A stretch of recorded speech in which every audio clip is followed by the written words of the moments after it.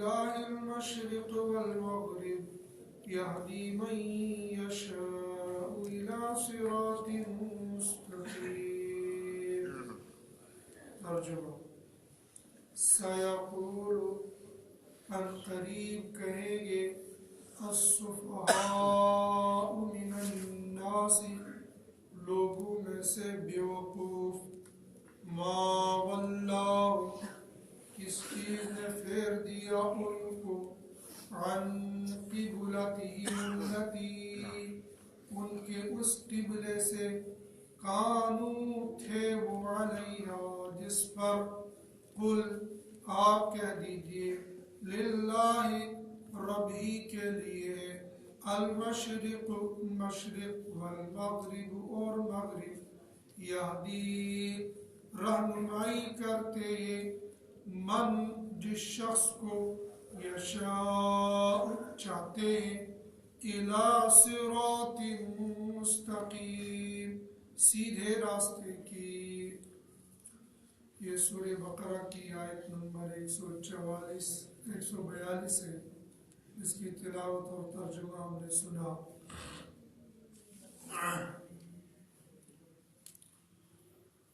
گزشتہ آیت نمبر 125 سے بیت اللہ کا تذکرہ چلا ہوا آ رہا ہے اور اس کا تعلق حضرت ابراہیم علیہ السلام سے جڑا ہوا تھا. بیت اللہ جس کی طرف اس وقت میں اور آپ اپنا چہرہ کر کے نماز پڑھتے ہیں جو حرم محترم کے اندر موجود ہے، اس خانہ کعبہ کو رب العالمین نے فرشتوں کے ذریعے سے اور یا آدم علیہ السلام کے ذریعے سے دنیا کے اندر تعمیر کروایا اور اس خانہ کعبہ کی سیدھ میں اوپر بیت المعمور ہے جس بیت المعمور کا طواف فرشتے کیا کرتے ہیں. حضرت آدم علیہ السلام کو حضرت جبریل علیہ السلام نے اس جگہ کی نشاندہی کی کہ اس جگہ پر جیسے جنت میں بیت المعمور بنا ہوا ہے عرش کے پاس، ایسے ہی تم یہاں پر یہ خانہ خدا بنا لو جس خانہ خدا کا طواف دنیا میں بسنے والے انسان کیا کریں گے. چنانچہ آدم علیہ السلام نے اس خانہ کعبہ کو تعمیر کیا.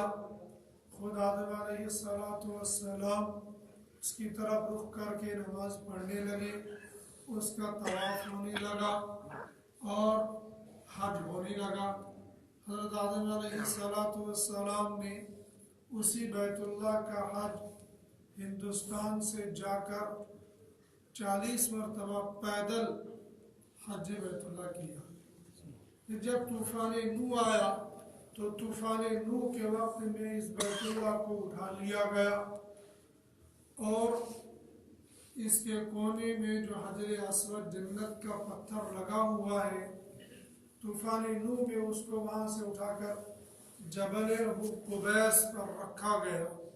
اور بعض کتابوں کے اندر لکھا ہے کہ اللہ پاک نے اس کو جنت میں اٹھا لیا تھا، اور بعض کتب کے اندر مفسرین نے لکھا ہے کہ جبل ابو قبیس پر اس پتھر کو رکھا گیا تھا. پھر جب ابراہیم علیہ السلام کو اس خانہ کعبہ کو دوبارہ تعمیر کرنے کا حکم ملا، وَإِذْ جَعَلْنَا الْبَيْتَ مَثَابَةً لِلنَّاسِ وَأَمْنًا وَإِذْ يَرْفَعُ إِبْرَاهِيمُ الْقَوَاعِدَ مِنَ الْبَيْتِ وَإِسْمَاعِيلُ رَبَّنَا تَقَبَّلْ مِنَّا إِنَّكَ أَنْتَ السَّمِيعُ الْعَلِيمُ. اس کی بنیادوں کو اٹھا لیا، جہاں پر حجر اسود رکھا ہوا ہے وہاں تک خانہ کعبہ کی دیواریں پہنچ گئی. پھر ابراہیم علیہ السلام نے اپنے بیٹے اسماعیل ذبیح اللہ سے فرمایا، بیٹا یہاں کے لیے خوبصورت پتھر لے آؤ. چنانچہ اسماعیل علیہ السلام گئے، ایک خوبصورت پتھر لایا. ابا حضور نے فرمایا نہیں، اس سے بہتر لے آؤ. گئے دوبارہ خوبصورت پتھر لے کر آئے تو پھر بھی وہ پسند نہ آیا. ابراہیم علیہ السلام نے خانہ خدا کی تعمیر کے لیے 5 پہاڑوں کا انتخاب کیا تھا. ان 5 پہاڑوں کے پتھر اس کو لگا رہے تھے. تو اسماعیل علیہ السلام تیسری مرتبہ جبل قبیس پر پہنچے. وہاں سے پتھروں نے آواز دی آؤ ہمارے قریب, تمہاری ایک امانت ہمارے پاس رکھی ہوئی ہے, آ جاؤ اس کو لے جاؤ. چنانچہ وہاں پر گئے اور وہاں پر وہ پتھر حجر اسود ان کو ملا, اس کو لے کر آ گئے. تو حضرت ابراہیم علیہ السلام نے اس کو پسند فرمایا اور اس کو حجر اسود کی جگہ پر نصب کر دیا, رکھ لیا.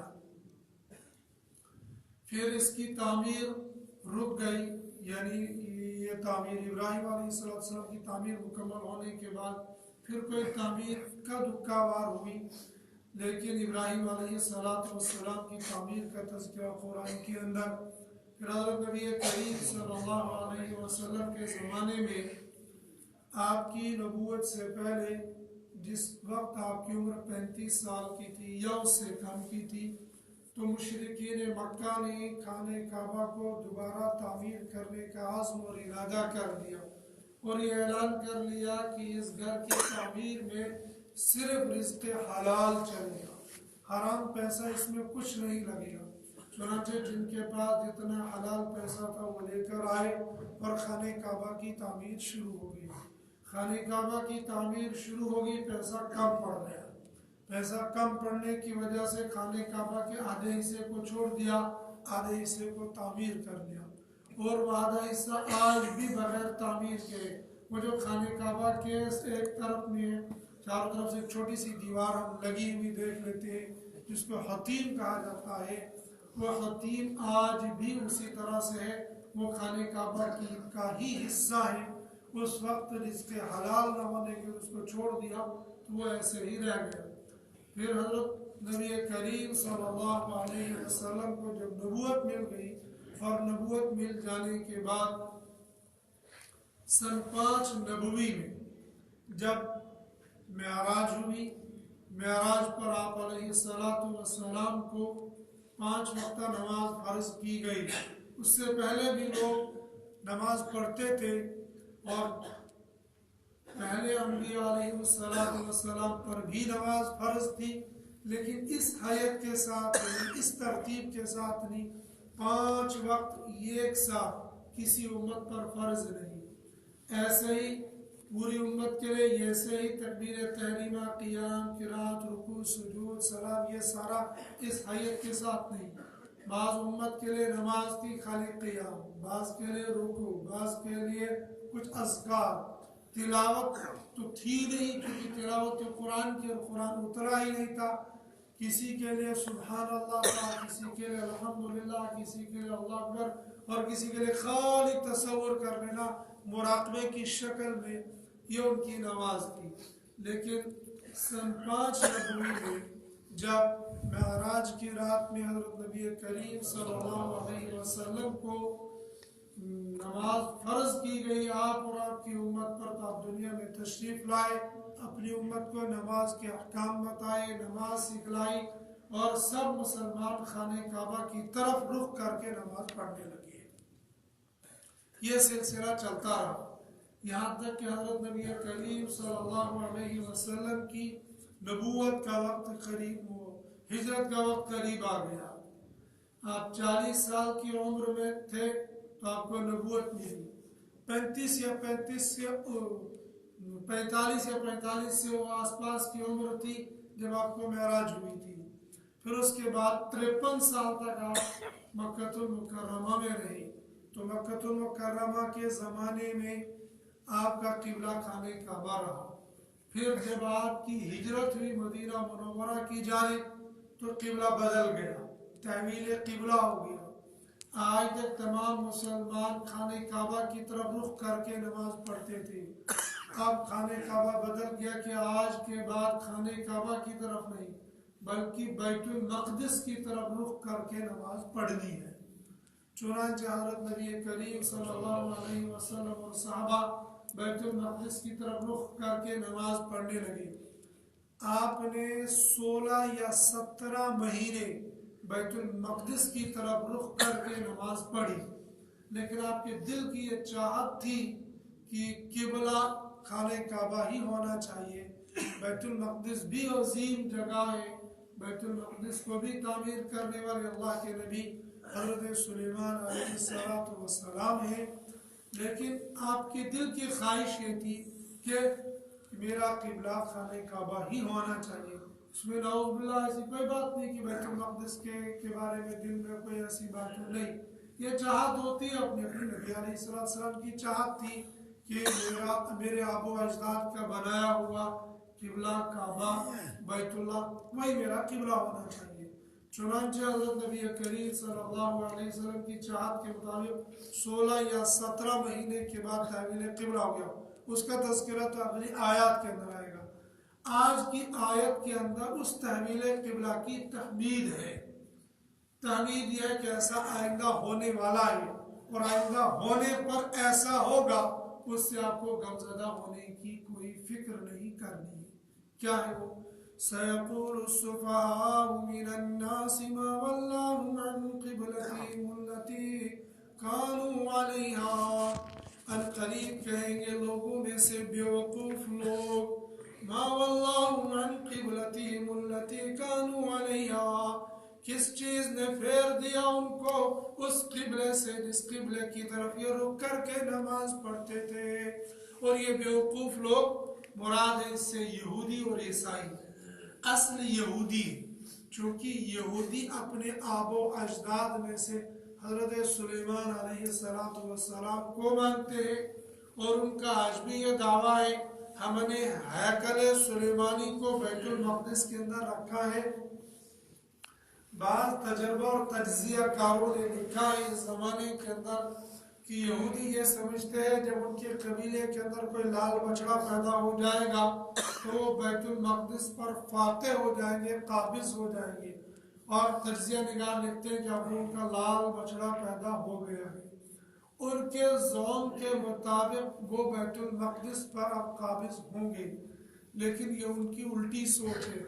اصل بیت المقدس پر مسلمانوں کا قبضہ آنے والا ہے اور بہت جلد آ جائے گا، جب حضرت عیسیٰ علیہ السلام تشریف لائیں گے، دجال کے ساتھ وہ جہاد کریں گے، یہودیوں کا ملیہ بریٹ ہوگا، تمام دنیا پر مسلمان غالب آ جائیں گے، تو بیت المقدس بھی انہی کے مسلمانوں کے قبضے میں آ جائے گا۔ ظاہری حالات، ظاہری اسباب جو پیشن گویا دی گئی ہے، وہ زمانہ بالکل قریب آ رہا ہے، اور آئے دن اس زمانے کی طرف ہر گزرنے والا دن اس زمانے کے زیادہ قریب ہوتا چلا جا رہا ہے۔ ان کے زوم کے مطابق بیت المقدس یہ عظیم جگہ ہمارے لیے بہت عظیم جگہ، سفر دنیا میں کسی مسجد کی طرف نہیں کر سکتے سوائے 3 مسجدوں کے، مسجد حرام، خانہ کعبہ، مسجد نبی اور بیت المقدس۔ اس کے علاوہ کسی اور مسجد کے لیے، خالص مسجد کو دیکھنے کے لیے سفر کرنے کی شرعاً اجازت نہیں ہے۔